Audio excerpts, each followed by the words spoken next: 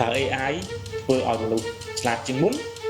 ឬក៏ AI កំពុងតែបំផ្លាញខួរក្បាលរបស់មនុស្សយើងបន្តិចម្ដងសប្តាហ៍ថ្ងៃមនុស្សប្រើ AI សម្រាប់ការងារគ្រប់យ៉ាងសេ content សេសារតបសារសេ email ឬក៏តប email ឬក៏គិតគំនិតផ្សេងគឺប្រើ AI ជួយទាំងអស់បញ្ហាត្រង់ថាមិន AI អាក្រក់ទេ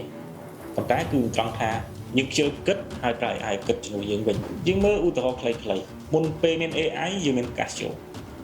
តើការប្រើ Casio ធ្វើយើងងងអត់ទេមុនពេលមាន AI មាន Google Search យើង search ព័ត៌មានផ្សេងក្នុង Google វាធ្វើយើងងងអត់ទេប៉ុន្តែបើយើងពឹងពាក់លើវាទាំងស្រុងវាបង្កើតទម្លាប់មួយគឺថាវានឹងធ្វើឲ្យយើងខ្ជិលដូចគ្នាដែរ AI នឹងធ្វើយើងកាន់តែឆ្លាតប្រសិនបើយើងប្រើវាក្នុងគោលបំណងដើម្បីសិក្សារៀនសូត្រ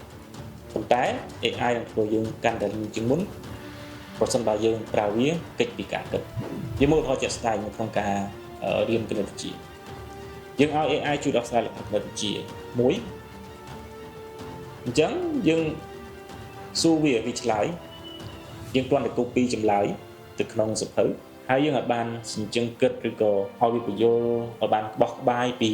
ជំហានបន្តនៃការធ្វើលំហាត់ហ្នឹងនោះយើងនឹងមិនបានប្រយោជន៍អ្វីពីការដែលឲ្យ AI ជួយដោះស្រាយលំហាត់គណិតវិទ្យាហ្នឹងទេគឺបានគ្រាន់តែសួរហើយចម្លងតាមប៉ុណ្ណោះដូច្នេះដើម្បីទាញយកប្រយោជន៍ពី AI ក្នុងការរៀនគណិតវិទ្យា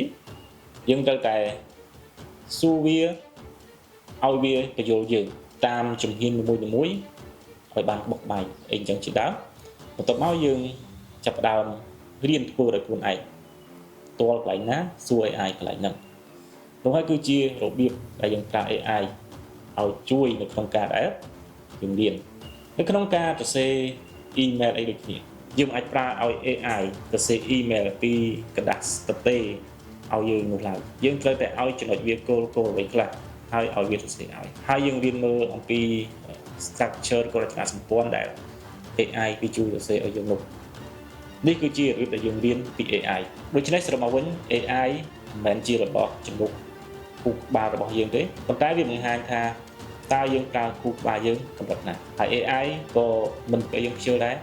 គឺវាអាស្រ័យទៅលើការប្រើរបស់យើងតែប៉ុណ្ណោះដូច្នេះសង្ឃឹមថាយើងទាំងអស់គ្នានឹងប្រើ AI សម្រាប់ជាផលប្រយោជន៍សម្រាប់ការលូតលាស់នៅក្នុងជីវិតរបស់អ្នកទាំងអស់គ្នាយើងជួបគ្នានៅវីដេអូក្រោយ